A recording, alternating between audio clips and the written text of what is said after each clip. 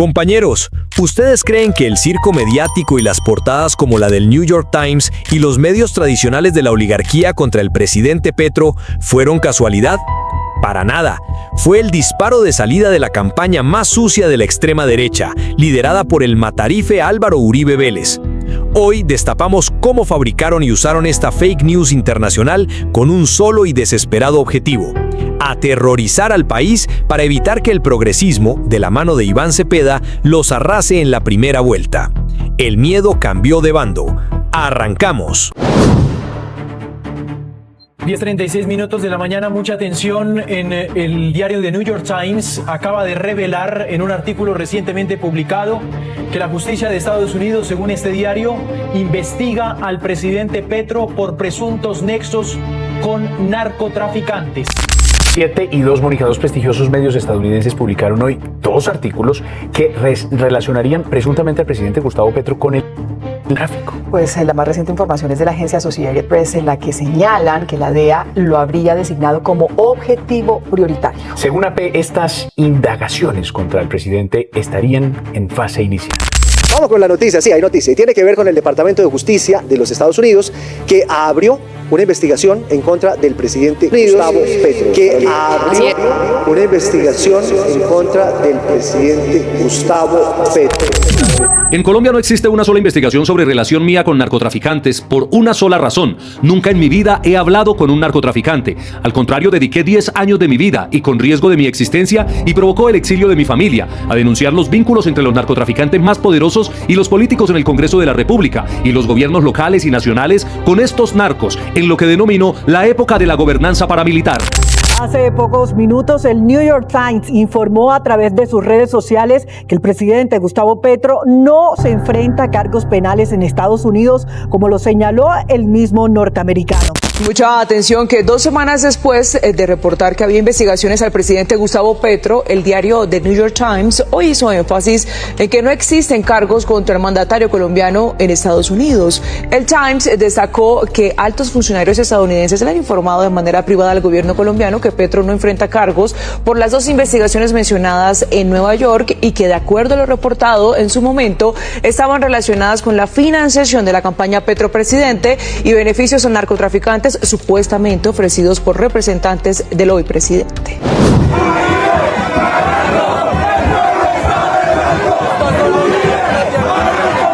Compañeros, cuando la oligarquía colombiana siente que el pueblo se les escapó de las manos y que ya no pueden comprar las elecciones con tejas y tamales, recurren a su táctica más asquerosa, cobarde y humillante.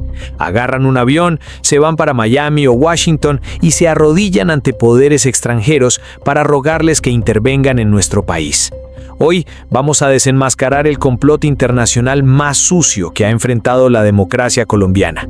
Vamos a destapar cómo la extrema derecha nacional, con la complicidad de la prensa tradicional, ha montado una estrategia de injerencia extranjera para torpedear el proceso electoral de mayo de 2026, dañar al presidente Gustavo Petro y evitar a toda costa que el candidato del progresismo, Iván Cepeda, llegue al poder. Le tienen pánico al cambio y están desesperados por imponer a un candidato de derecha en la primera vuelta. Para entender la magnitud de esta conspiración, debemos basarnos en el brillante análisis geopolítico del programa Parte y Contraparte de Señal Colombia. Allí los expertos desnudaron cómo la extrema derecha continental se está alineando para acercar a Colombia. La primera pieza de este ajedrez macabro es la violencia en nuestras fronteras. Como se analizó en el debate, el gobierno de derecha de Ecuador, liderado por Daniel Noboa, renovó su alianza militar con Estados Unidos y comenzó a bombardear campamentos en la frontera con Colombia, asesinando a supuestos miembros de grupos ilegales colombianos sin siquiera consultar ni informar al gobierno del presidente Petro. Un asalto directo a nuestra soberanía. Compañeros, pero antes de entrar en materia, quiero reconocer el apoyo fundamental de nuestros compañeros Gloria Cecilia de Fátima Betancourt, Melba Blanco, Miriam Fuentes, Jacqueline Saldaña, Román Gutiérrez, Jorge Jiménez, Gloria Amanda Balcázar, María Mercedes Castaño y Luz Marina Villamizar. A ellos y a todos los que aportan su granito de arena con comentarios, likes o apoyo económico, mil gracias. Tenemos una comunidad de miles de personas fieles y aunque no terminaría nunca de nombrarlos a todos, sepan que gracias a ustedes este canal es una realidad. Continuemos. Pero para entender el nivel de bajeza de esta conspiración, tenemos que mirar cómo operaron los sicarios del micrófono. ¿Recuerdan cómo abrieron los grandes medios de la oligarquía hace unos días? Noticias Caracol interrumpió su programación a las 10:36 de la mañana con un rimbombante "mucha atención" para leer como loras el primer artículo de The New York Times. Diarios financieros de la élite como La República corrieron a titular en primera plana que las fiscalías de Brooklyn y Manhattan supuestamente investigaban a Petro por nexos con el narcotráfico. Hicieron un show mediático sin precedentes. Convirtieron un chisme de fuentes anónimas en una chiva nacional para inyectarle terror al país. Millones de colombianos en sus casas y en sus celulares fueron bombardeados con esta monumental fake news diseñada para destruir la imagen del presidente a vísperas de las elecciones. Pero ¿qué pasó cuando se supo la verdad?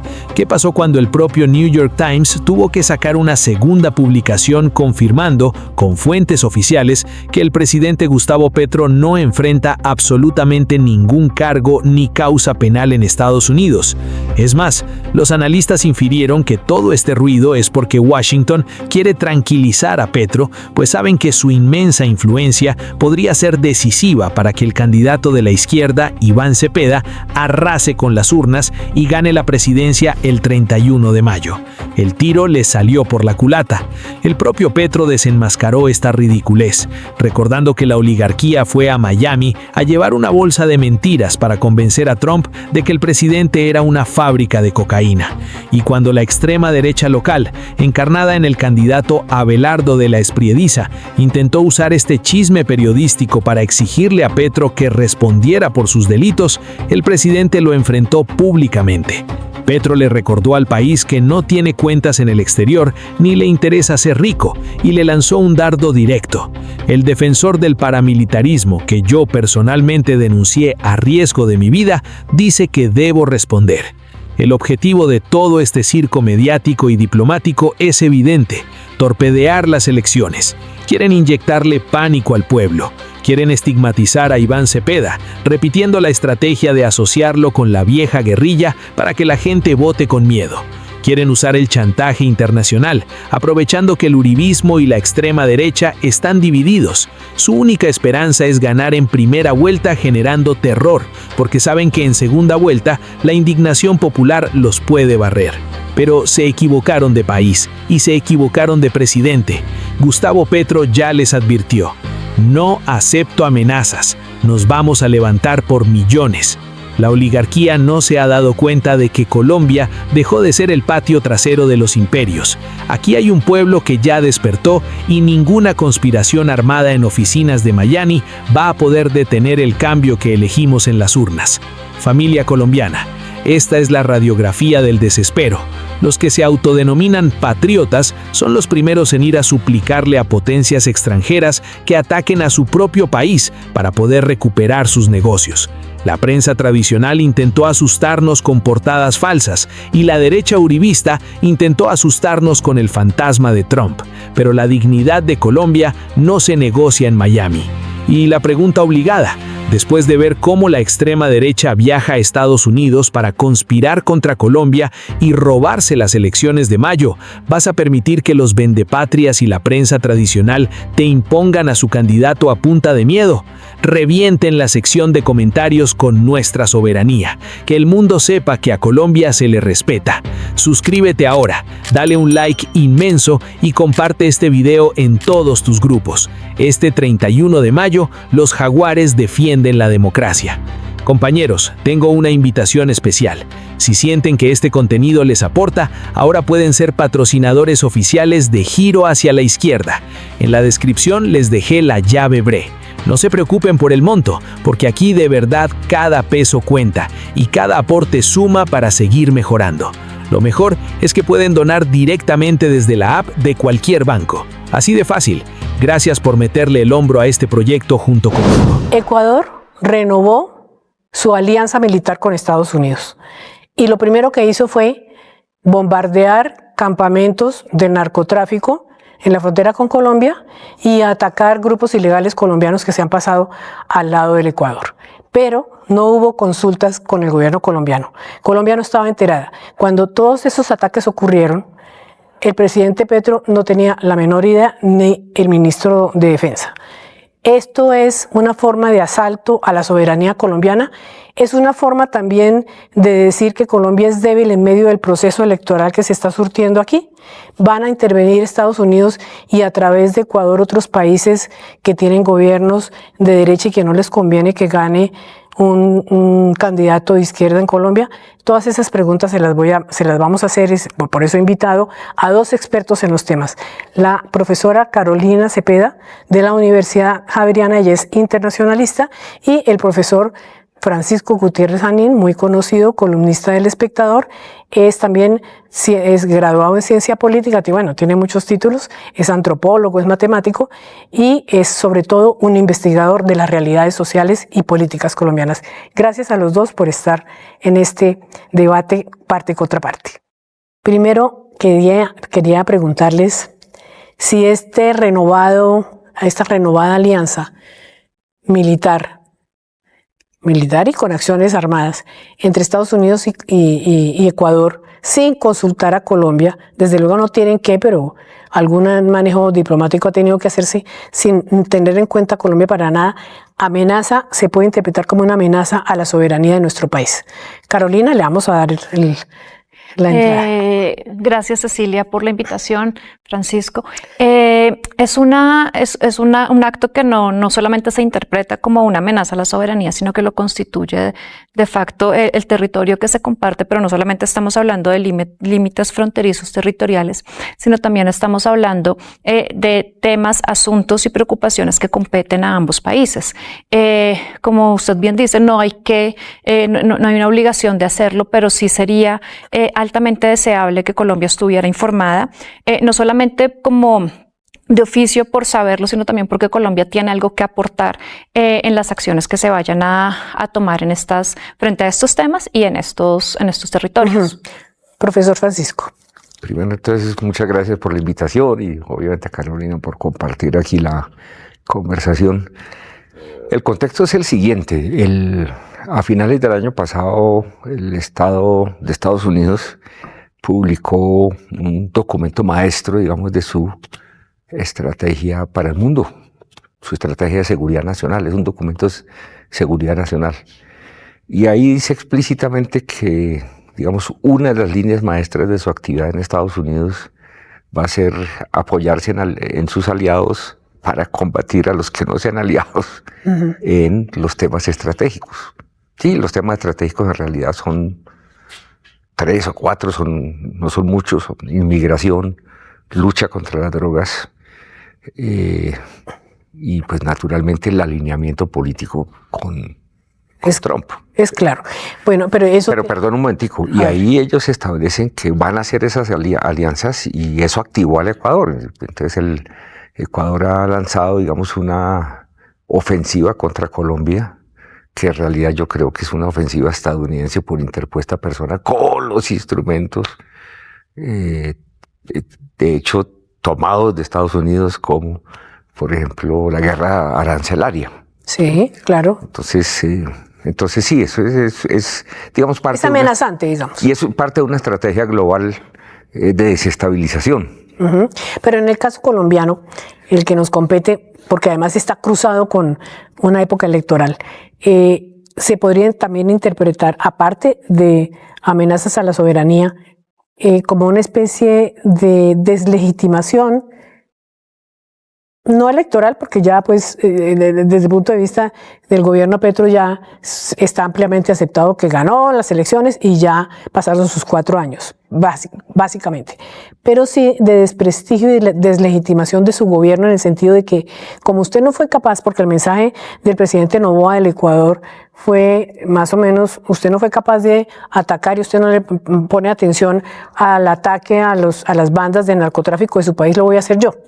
Aquí está Estados Unidos para apoyarme. Es como una forma políticamente deslegitima al gobierno colombiano y lo deja como un poco fuera del camino correcto, digamos, que como débil con se el espera. narcotráfico, etcétera, etcétera. Claro. ¿Sí? Que hace parte de ese. Es un documento público que recomiendo, digamos, su lectura, muy bueno. Yo en una columna por ahí dije, oiga, presten la atención a esto porque... Bueno, si lo está recomendando, díganos el título y en dónde lo conseguimos. National Security Strategy, yo le mando el vínculo. Lo ponemos aquí. Exacto. Lo puse en la columna hace tiempos, pero pues obviamente no me lo sé de memoria. Uno debería ser capaz de aprenderse los HTTPs. Sí.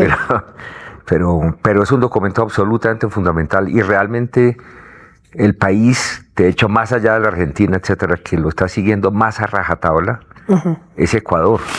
Pero una cosa que quiero advertir en ese contexto a los colombianos es que ahorita Ecuador es el chico violento de la cuadra, ¿no? O sea, la estrategia ecuatoriana es un desastre. En este momento la tasa de homicidios, por favor corríjame, es como de 50 por 100.000 habitantes, que es altísima, el doble del promedio latinoamericano, de hecho más del doble, ¿no? Sí. El promedio latinoamericano, mucho más alta que la colombiana.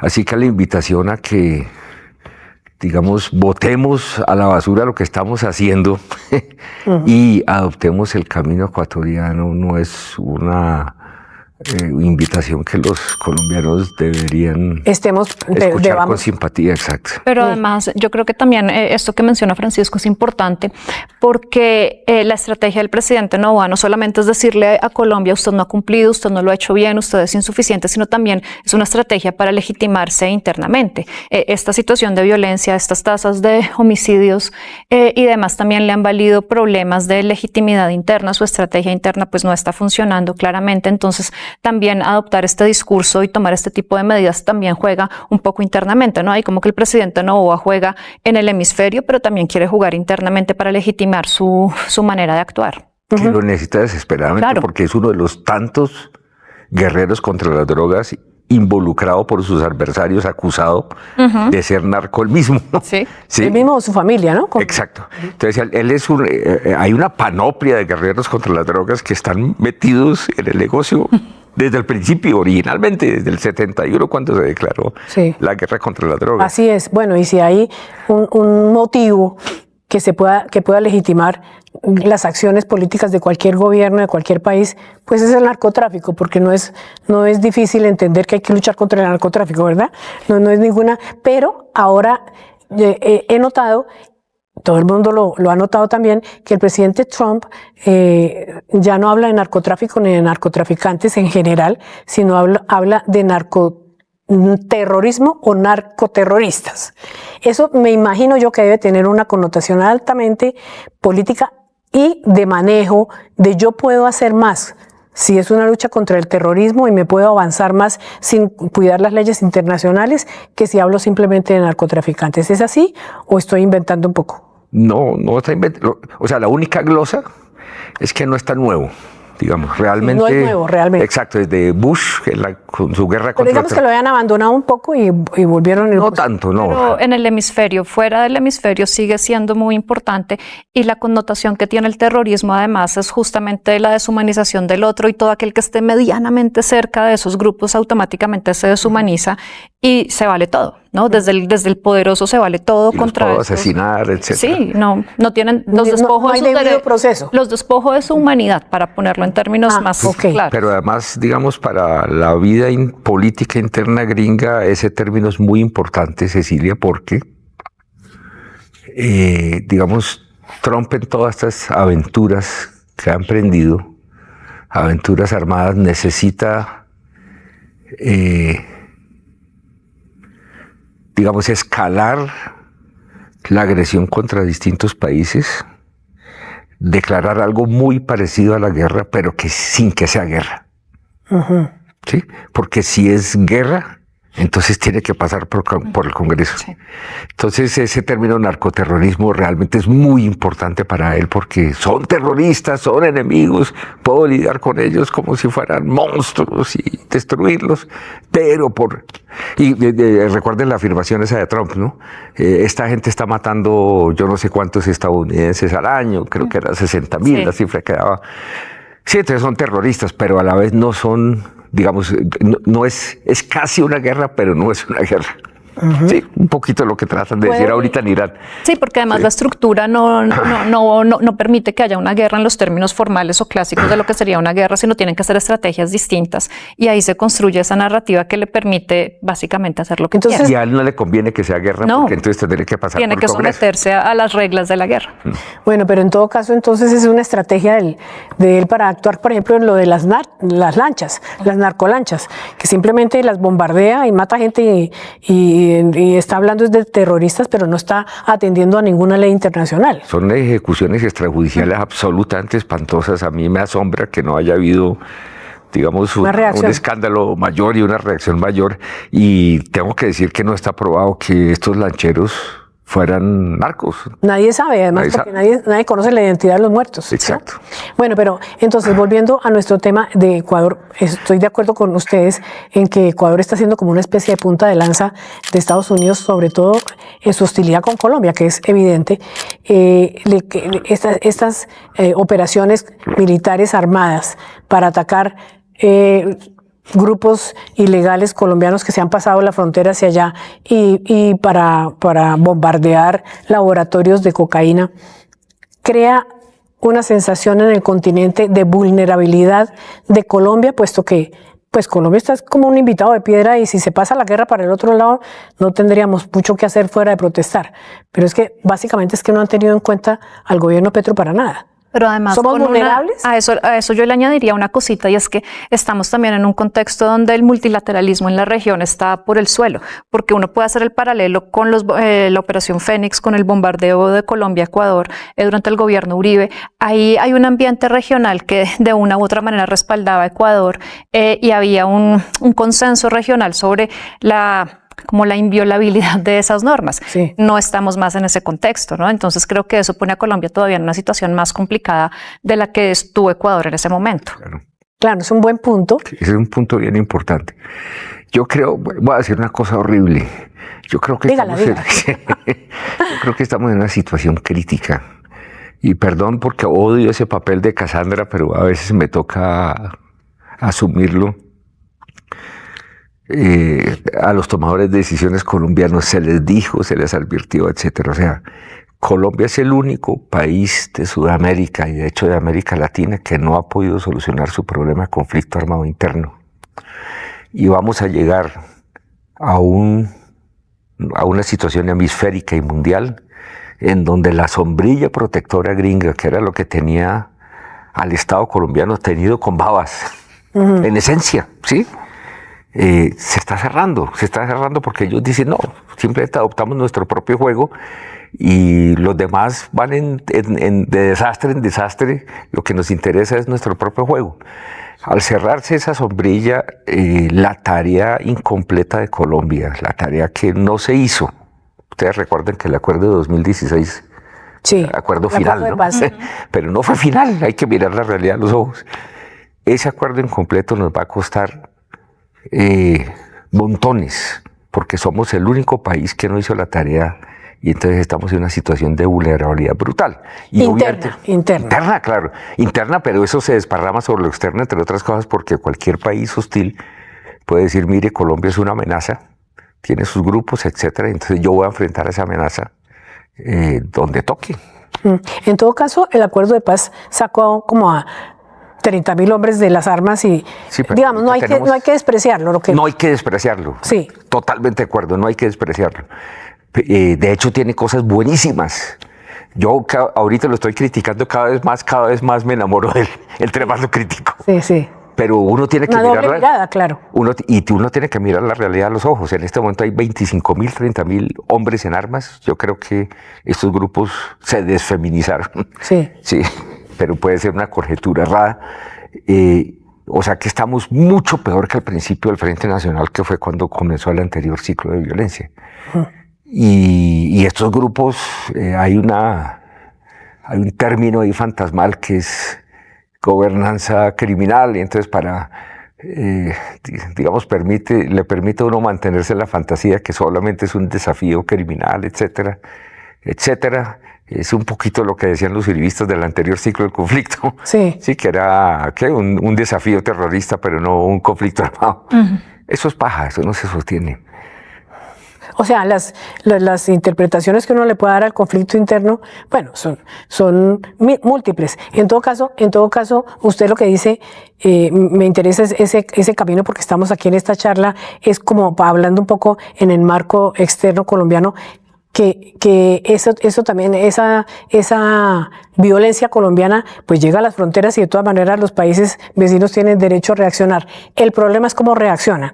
En todo caso, Ecuador sí está haciendo la tarea que Estados Unidos le pide. ¿Creen ustedes? Sí, claro. Sí. ¿Y qué incidencia tiene sobre... Vamos a hablar primero de las derechas, vamos a terminar hablando de las elecciones. Usted recordaba ahora, doctora Carolina, el caso de Álvaro Uribe cuando era presidente, creo que estamos hablando de 2008, si no estoy mal.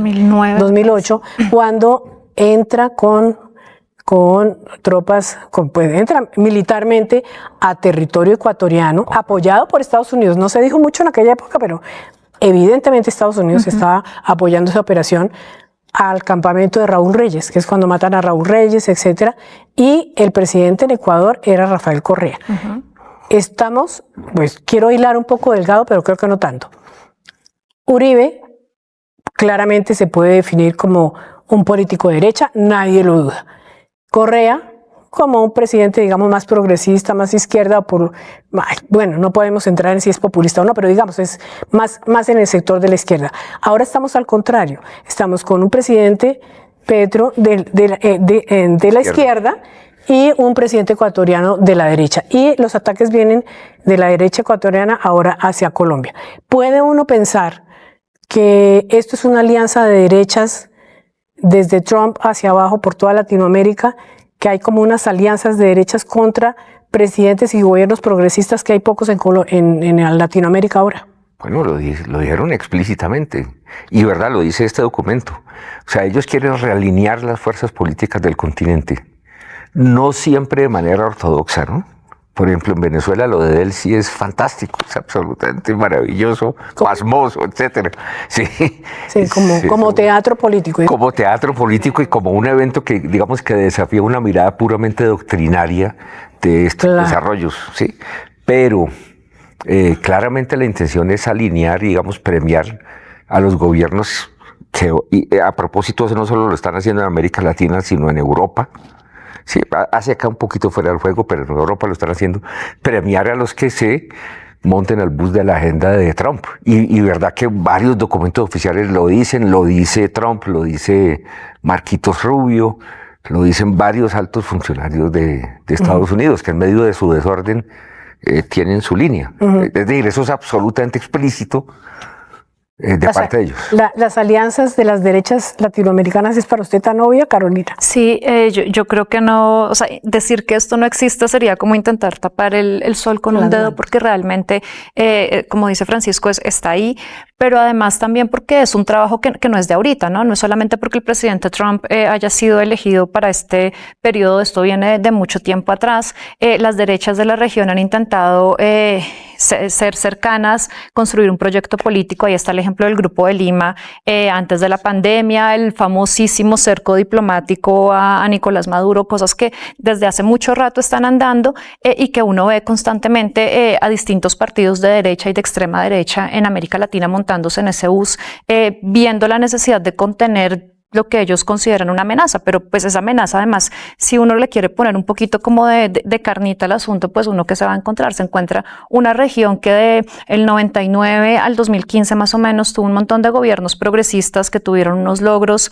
en materia económica, en materia social, en materia cultural incluso, y unos cambios en las clases medias, etcétera, etcétera. Y entonces la pregunta que viene no es una cuestión meramente estratégica, meramente militar, sino también está en el otro lado de quienes han conquistado derechos, quienes han tenido acceso acceso a ciertos servicios que antes no tenían y demás, y cómo las derechas se han organizado para reaccionar frente a esa situación. Y retroceder. Y ese punto es bien importante porque todos esos cambios sociales, políticos, etcétera, generaron en la práctica un margen de autonomía serio, ¿sí? Y la respuesta a ese margen de autonomía serio es lo que Donald Trump llama la doctrina Monroe, o lo que él llama el colorario Trump de la doctrina Monroe. Entonces, aquí hay un precedente histórico que la gente de pronto no está muy consciente, de pronto sí, que es que este es el segundo corolario de la doctrina Monroe, ¿no? Porque el primero fue el de Teddy Roosevelt.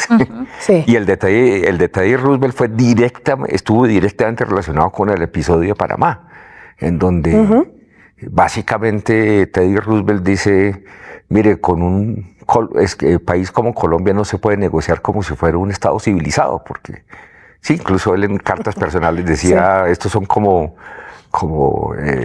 neandertales o así. Algo así, sí. Sí, como prehumanos. Prehumanos, exactamente, homínidos prehumanos. Sí. Entonces, con esta gente entonces, digamos, el corolario Roosevelt es un corolario, digamos, de la posibilidad de intervenir en países que por su nivel civilizacional no tienen derecho a asumir la soberanía plena sobre sus territorios. Es el corolario Roosevelt. Y ahorita el corolario Trump es la capacidad de intervenir frente a tres amenazas que ellos consideran pues absolutamente estratégicas, etcétera, que son inmigración, narcotráfico y terrorismo en cualquier orden. Y hasta ahí ve. Sí. Bueno, entonces el derecho a intervenir.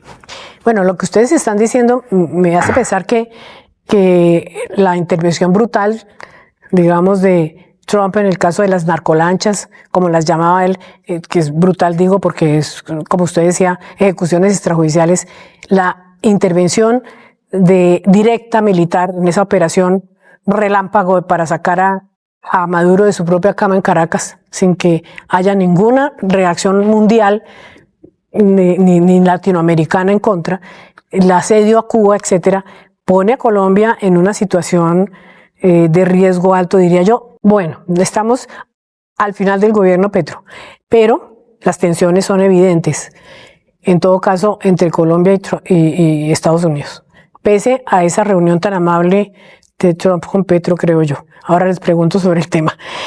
¿Estamos aún en alto riesgo está Colombia de un atropello militar de Estados Unidos con ese mensaje tan claro en la frontera sur? ¿O no? Digamos, si uno hace el recuento del 2026, comenzamos con la intervención en Venezuela y después la amenaza directa a Colombia y entonces claramente la situación de riesgo, digamos, es muy alta, la situación sigue siendo muy, muy delicada. En todo caso, Trump va a querer meterse a las elecciones. Vamos para allá. Un sector de nuestras élites, digamos, las más pitecoides, como llamaba Teddy Roosevelt, de pitecantropo, van a querer, digamos, meter a Trump en el debate.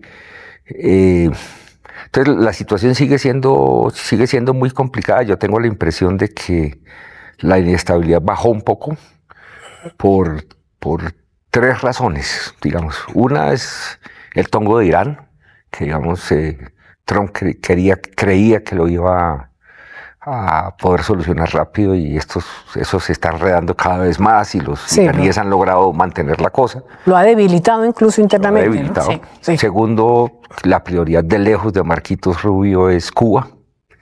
Entonces Colombia, digamos, está un poco más atrás en la fila todavía. Y en tercer lugar, porque, digamos, estuvo esta visita.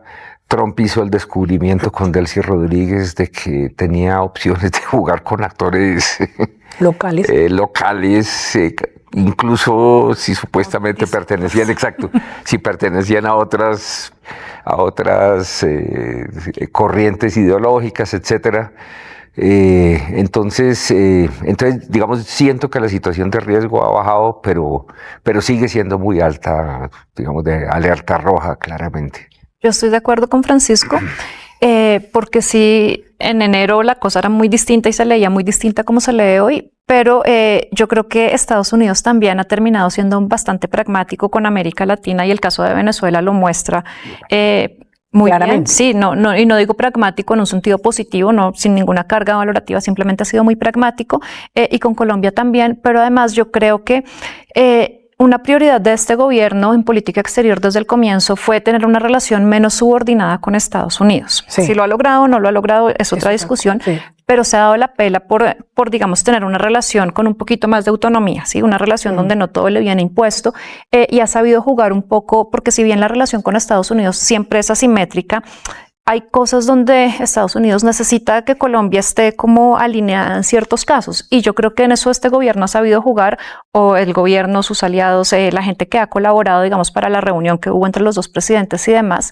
y yo creo que eso también ha hecho que la cosa se calme, como esa no toma de conciencia, sino como esa lectura más fina de los matices donde se necesitan de una u otra manera, y eso yo creo que pone a Colombia en una situación un poco diferente, pero además yo sí tengo la sensación de que la prioridad ha sido Cuba y también han jugado mucho con todos los países de la región que podrían ser como aliados de Cuba o que podrían reaccionar favorablemente frente a Cuba para mantenerlos calmados, ¿no?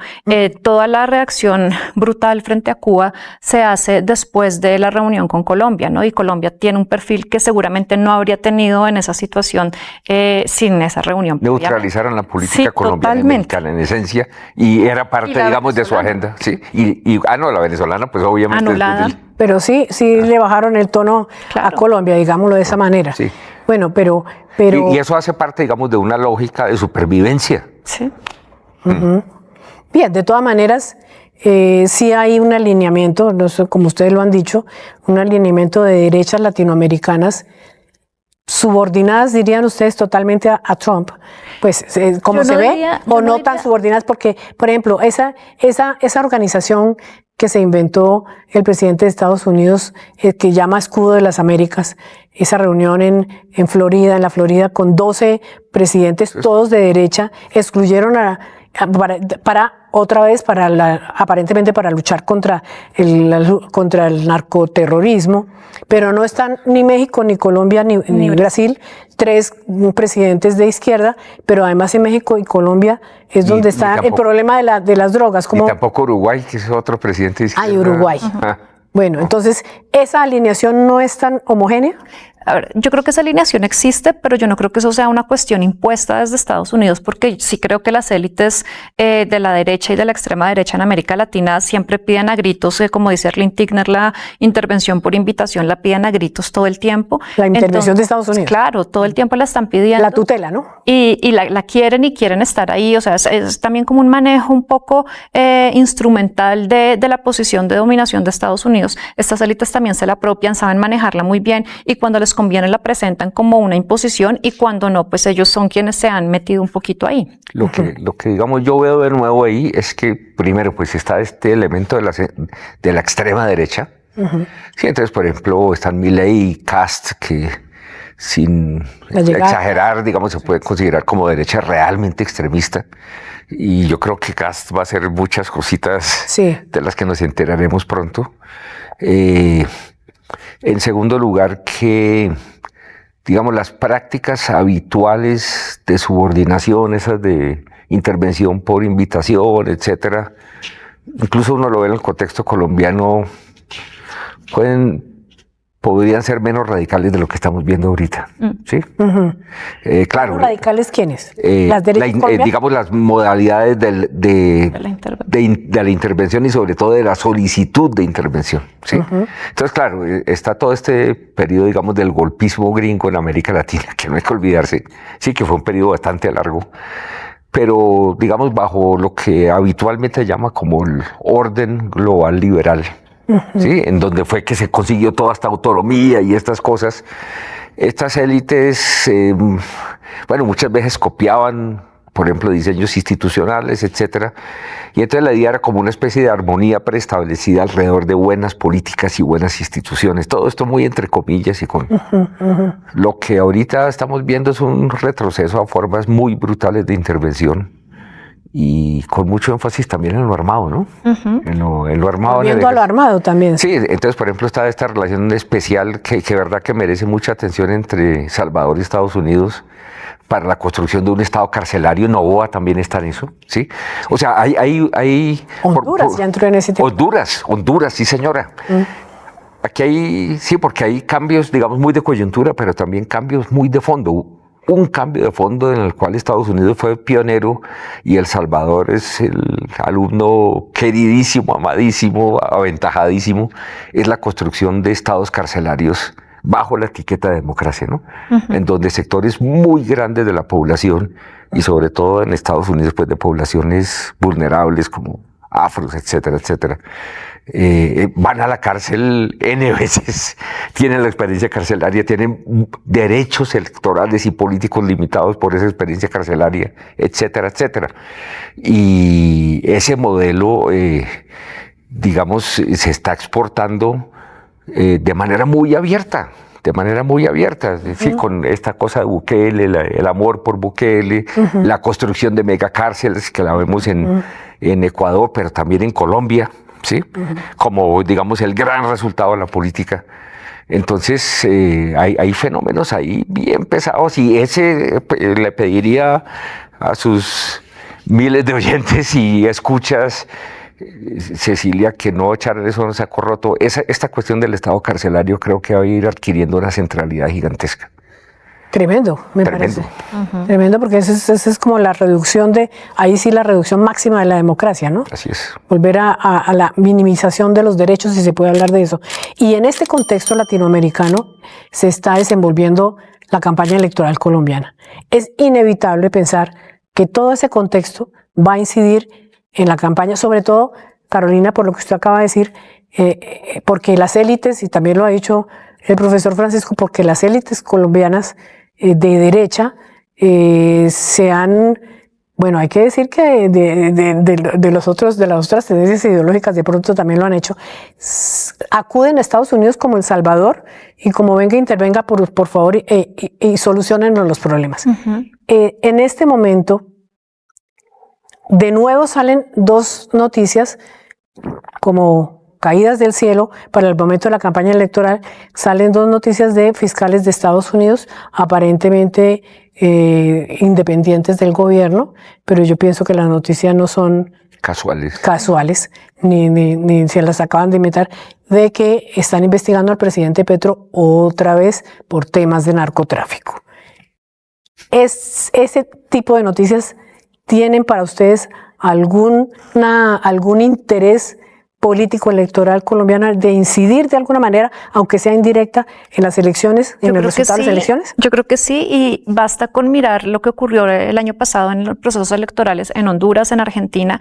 Hay una intervención directa de Estados Unidos, pero matizada para cada caso, ¿no? En Honduras, el presidente Trump invita claramente a votar por uno de los candidatos y amenaza o premia la conducta del electorado hondureño, y en el caso argentino lo hace a través de un desembolso de un crédito, ¿no? De recursos financieros también, cuando las elecciones legislativas se veían ahí como embolatadas para La Libertad Avanza. En el caso de Colombia, entonces, esa intervención empieza a darse por cómo se va a enmarcar el resultado del actual gobierno y cómo se empezaría entonces a leer la posible llegada o el posible triunfo de Iván Cepeda si es que se encamina hacia allá el asunto. Entonces creo que sí es una estrategia directa y es la estrategia pensada para el caso colombiano. Profesor. Sí, totalmente de acuerdo. Y va a haber muchas complicaciones ahí, ¿no? Es difícil, porque por ejemplo en Honduras y en Argentina tuvieron éxito, ¿no? Sí, sí. Tuvieron éxito rectilíneo. De hecho, en Honduras estaba ganando el tiquete, digamos, no trumpista y perdió. Digámoslo, cuando uno ve lo que está pasando internamente en estos países con gobiernos de extrema derecha, es un deterioro muy grande de su base social, salvo en un caso. ¿Sí? ¿En cuál caso? Salvador. Sí, Salvador tiene una base social muy firme y de hecho una reputación internacional también muy sólida, que uno a veces se olvida de eso. ¿Sí? Noboa igual está, lo que su merced decía, en muchos problemas. Lo de Milei es un absoluto desastre. Trump, y verdad que yo a veces me pregunto, ¿será que le va a tocar buscar un pretexto para no hacer las elecciones ahorita? Porque está en muy malas condiciones en todos los sondeos de opinión, de acuerdo a casi cualquier criterio razonable. Entonces, digamos esto, Levitsky acuñó un término que es autoritarismos competitivos, ¿no? Es porque toda esta gente quiere perpetuarse en el poder, como Orbán, que a propósito también están problemas serios ahorita en sus elecciones, aunque mi intuición es que va a ganar, pero están problemas. Todos estos autoritarismos competitivos, digamos, cuentan con que puedan mantener una base social sólida por medio de la intimidación y digamos, de pasarse por la faja las instituciones, porque la gente muchas veces ve eso con alegría por razones muy complejas, pero ahorita están en problemas, ¿sí?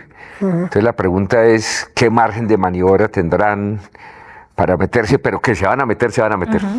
Entonces, uno puede esperar que un candidato que evidentemente nadie puede negar que es el candidato del pacto histórico, el partido del presidente Petro, Iván Cepeda, va a ser afectado por ese intervencionismo, porque claramente lo que quieren es que gane un sector distinto al que él representa.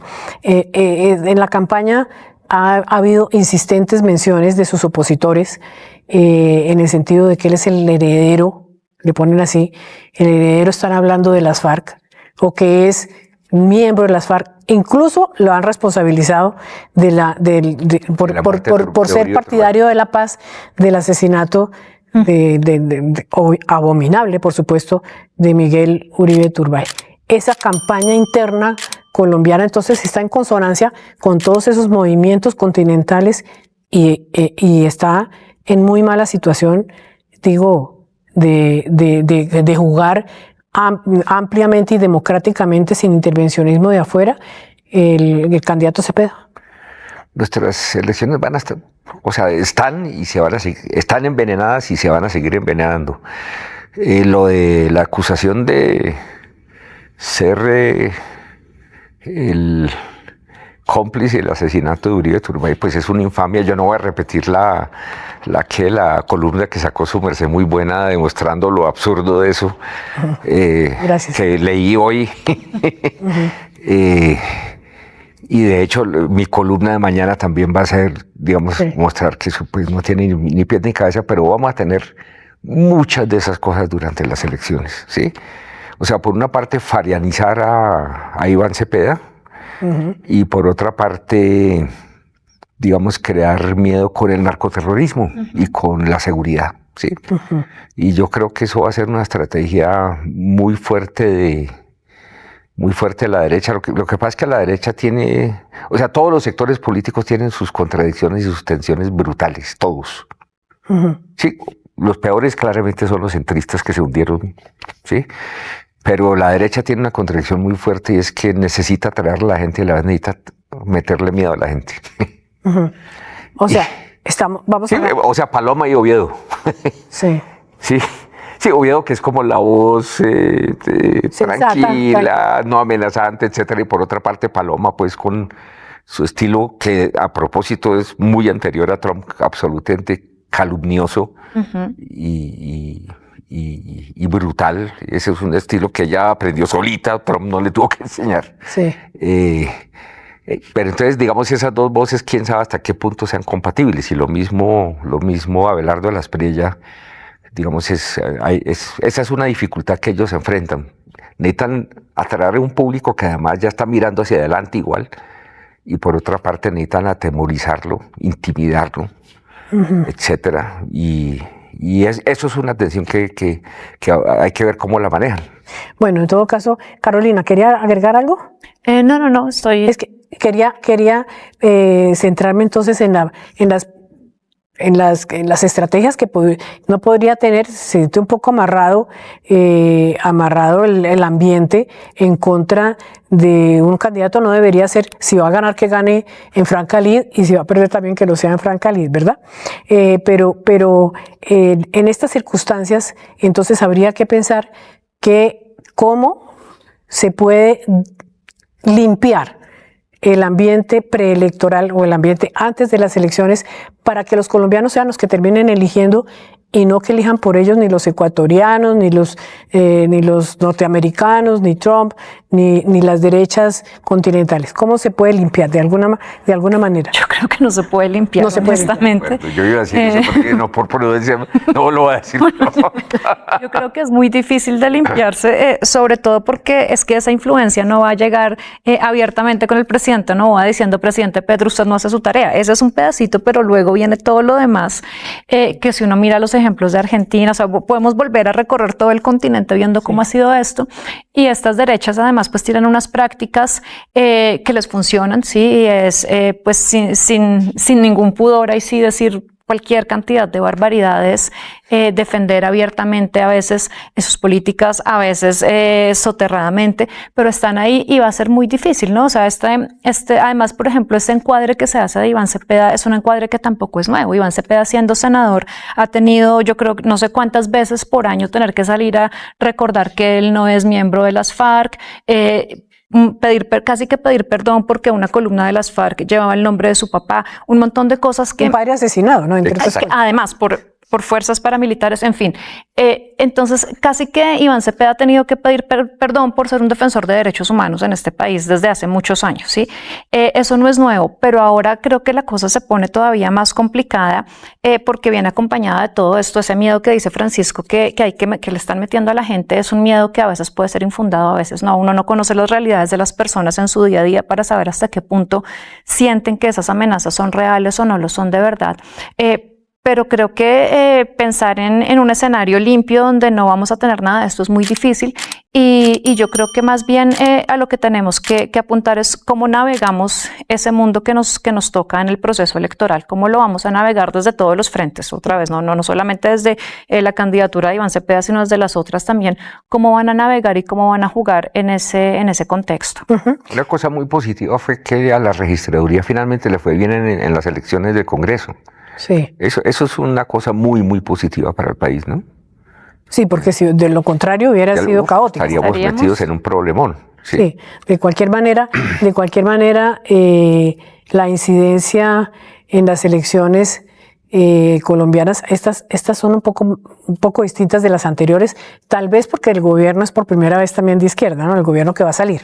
Entonces están activadas todos los mecanismos de protección de quienes siempre han tenido el poder del Estado en sus manos para recuperarlo. La pregunta es si por eso en estas elecciones, además de todas las, digamos, los mugres que hay alrededor externos, por eso ese es el motivo, porque el ambiente es favorable para que se haya destapado la ultraderecha en Colombia. Profesor, a mí en medio de todo me sorprende el éxito. No lo digo peyorativamente, lo digo analíticamente. El éxito de una persona que es amenazante con quienes no piensan igual que él. Como Abelardo de la Espriella. Como Abelardo de la Espriella. El éxito, digo, yo no pensé que ese fuera una candidatura que tuviera futuro, pero parece que la está teniendo e incluso uno podría pensar que llegaría a ganar. ¿Qué piensa usted de ese fenómeno?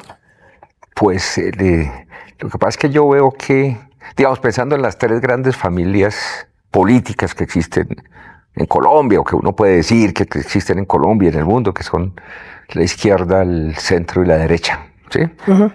Entonces, la izquierda, en este momento, de hecho, es la fuerza política más importante del país, le está yendo muy bien, es casi seguro que Iván Cepeda va a ganar la primera vuelta, uh-huh. Está en una buena posición.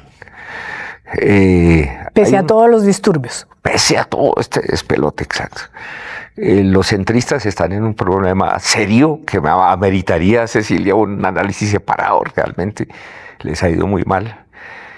Y por otra parte, la extrema derecha en realidad se bifurcó. Hay una extrema derecha nueva, que es la que expresa Abelardo, y la extrema derecha uribista, que no hay que olvidar, es muy violenta, muy agresiva, y que tiene ríos de sangre encima, sí, pero que tiene un estilo y una visión distinta a la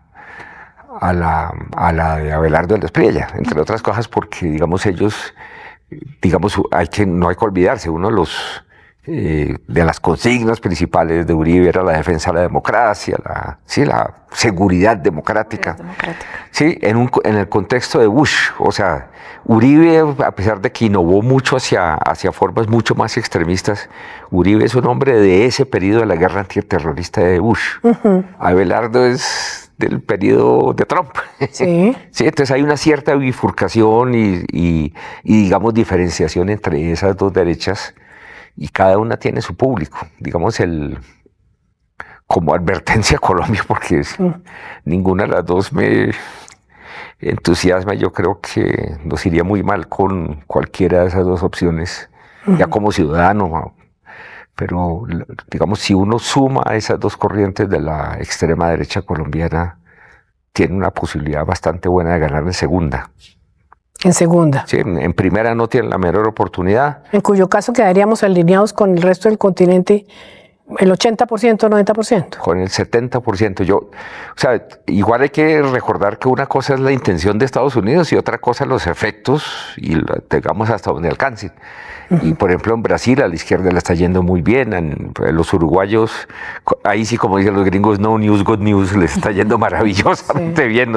Digamos, no aparecen en los noticieros. No aparecen, quiere decir que les va bien. En México los niveles de apoyo a Sheinbaum siguen siguen importantes. Y su predecesor AMLO salió con unos niveles altísimos, realmente bastante impresionantes. De hecho, Petro va a salir con unos niveles que después de 4 años de desgaste son muy impresionantes. Digamos, de 45, 50%. Entonces, eso va a ser muy mezclado, sí, pero la extrema derecha, digamos, tiene una oportunidad real de ganar en segunda. Carolina, ¿usted no la sorprende ese avance? No, digamos, de la derecha no, diría uno que la derecha siempre existe, sino de ese, tampoco, más bien de esa, de la expresión manifiesta, quiero decir, de esa otra derecha. No, y yo creo que uno tiene que remontarse a una década, 2016, que es un año que marca, ¿no? Todo el mundo lo recuerda por la primera elección de Trump, por el Brexit, pero también por el plebiscito, ¿no? Y los tres procesos electorales fueron procesos que cogieron por sorpresa a todo el mundo, ¿no? Se debatió muchísimo en su momento. Yo recuerdo un texto de Chantal Mouffe sobre el populismo de izquierda, donde ella dice, claro, esta gente que es derecha extrema, además, nos empieza a ganar porque durante mucho tiempo los hemos callado, ¿no? Los hemos sacado de todos los espacios, sacado de manera simbólica, claro está. Y por otro lado, esa extrema derecha siempre ha estado contenida en los grandes partidos de derecha, ¿no? Uno mira, por ejemplo, no sé, España, entonces uno ve Vox, ve este otro partido más popular, pequeño, que se les acabó la fiesta, pero estaban contenidos dentro del PP, ¿sí?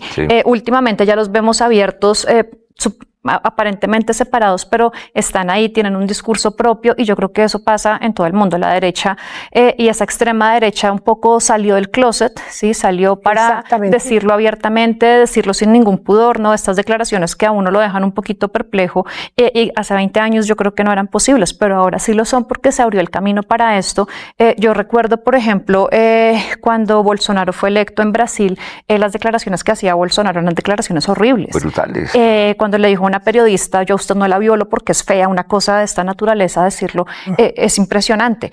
Pero lo dijo en público sin ninguna condena, ¿no?, de su sector, por lo menos. No, con consecuencias, que la gente se entusiasmó. Con consecuencias a favor. A favor. Abrió el espacio para que ya no fuera más políticamente incorrecto. Entonces yo creo que Colombia simplemente está en esa tendencia, que yo no quiero ser malinterpretada nunca con esto, pero a mí no me parece no deseable, me parece no es deseable que se tengan este tipo de posiciones, pero yo creo que si existen tenemos que conocerlas.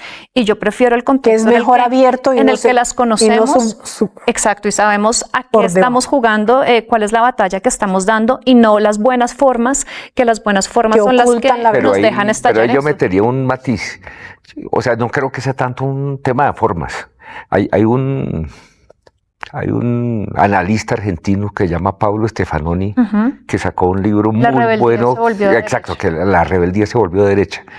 O sea, uno ve tipos como Trump, incluso Orban en sus primeros momentos, tipos como Modi en la India, Putin no tanto, Putin no entra tanto en ese esquema, porque Putin es muy, muy conservador. Pero en el fondo es totalmente conservador. Muy conservador, exacto. Pero, digamos, vea muchos de estas figuras, digamos, Milei, ¿sí?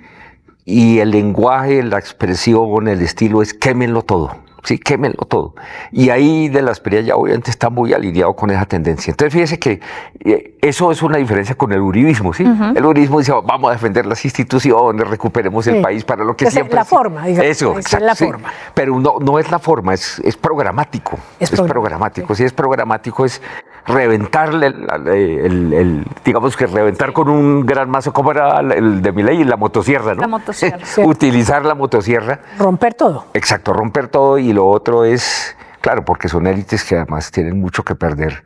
Entonces es un poco más prudente. Se la están jugando toda. Exacto, este tipo que siempre ha tenido una pata en un mundo que lo mejor que uno puede decir es que es oscurísimo, seguramente no sea tan solidario con esa cosa de defendamos lo que existe, etcétera.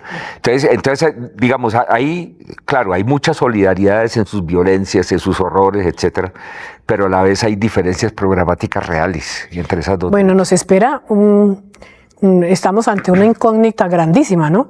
En otras elecciones no era tan evidente la incógnita, pero de aquí para adelante nos espera mucho por saber y por aprender. Muchísimas gracias a ustedes. Y yo reivindicaría una cosa que dice Carolina, tenemos que aprender a entender estos fenómenos y aprender a entender los nuevos electorados. Permítame una pequeña, esto es un elemento de propaganda descarada, pero los electorados de derecha cambiaron, los electorados del centro cambiaron, los electorados de la izquierda cambiaron. Cambiaron mucho. Y si no los conocemos bien, vamos a estar... Hay que aprender a leerlos. Ojalá los candidatos entiendan eso también. Muchísimas gracias. Buenas noches. Gracias. Buenas noches.